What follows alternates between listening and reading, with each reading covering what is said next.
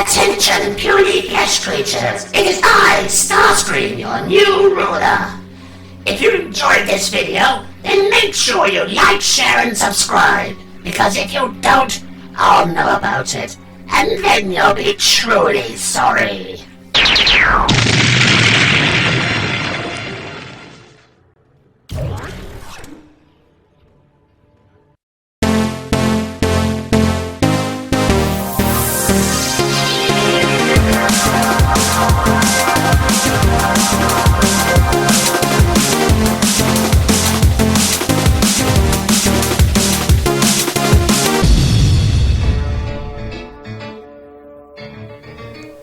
If you're someone who's been subscribed to my channel for a while, you'll probably know that I really enjoyed the Transformers Revenge of the Fallen game on PlayStation 3. This is mainly due to the playable Generation 1 characters that are in it. Optimus,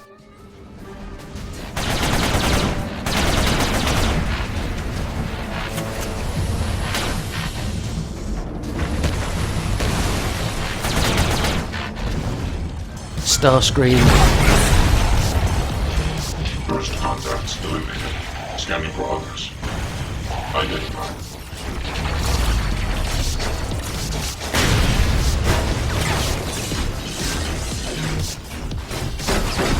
Sunstorm,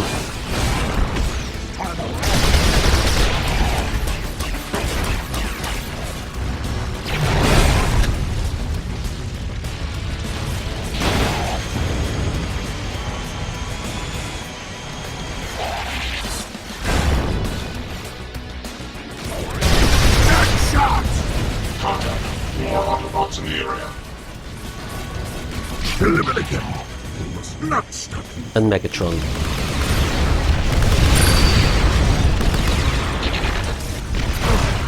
You cannot defeat me, Megatron!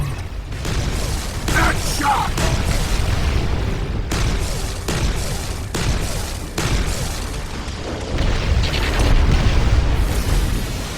Target acquired. It's not the best game in the world, but it's a fun to pick up and play third-person shooter that features some beat-em-up aspects, that's got some not bad, albeit slightly bland graphics, with an intuitive behind-the-player camera that run at a decent frame rate. Sure, the gameplay controls can feel a tad bizarre at first, but they're easy to pick up fairly quickly. And yes, if this was a purely Bayverse game and I couldn't play as Generation 1 Starscream, I most likely would not still be playing it in 2019. So based on this, I recently picked up the first Transformers game for my PS3 on eBay for the princely sum of £2.55, including post and packaging, thinking it'd be more of the same. But fuck me sideways with an Energon axe. How wrong could I be? I think this is probably one of the worst PS3 games I've ever had the misfortune to play. Actually, fuck that, it's one of the worst games I've played on any system. The graphics are utter shit. It looks more like a PlayStation 2 game than a PS3 one, with muddy, indistinct visuals and a choppy frame rate that feels like it's chugging along at about 15 frames per second. The player viewpoint behind the character also jerks up and down with each footstep in a horribly jarring way. How could anyone in the game's development team have thought that this looked acceptable? The gameplay itself is an utter joke with an awful broken combat system and equally bad driving and flying sections.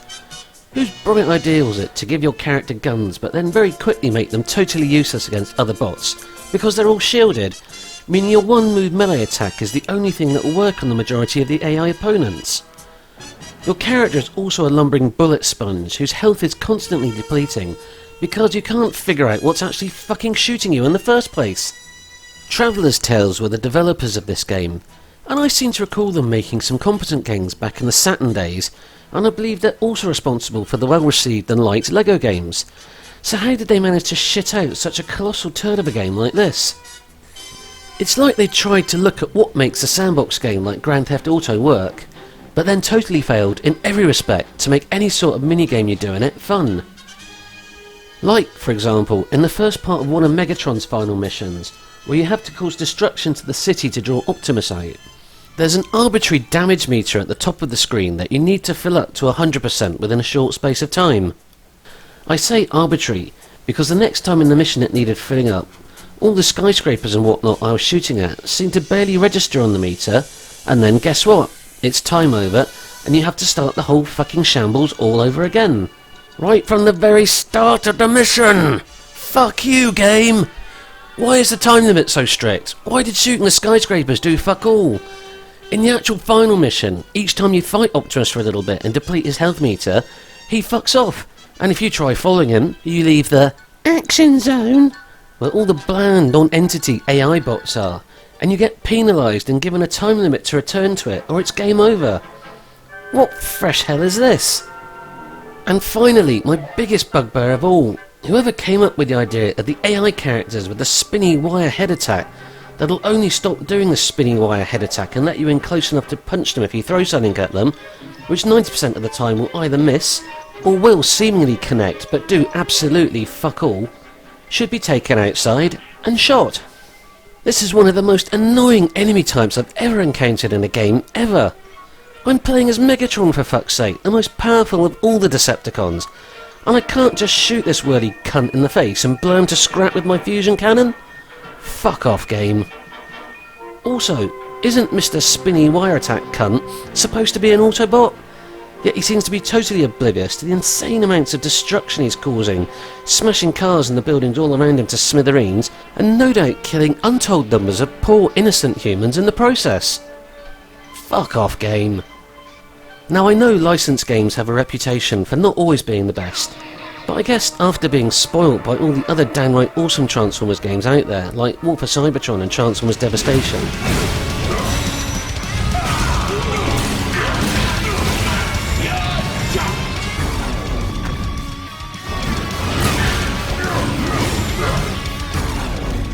I've forgotten just how fucking awful a truly bad quick cash-in license game can be. Like I said right at the start of the video, I paid £2.55 for this piece of shit on eBay, and quite honestly I feel robbed. This is going straight to the charity shop where it can infuriate some poor other sod as much as it has me.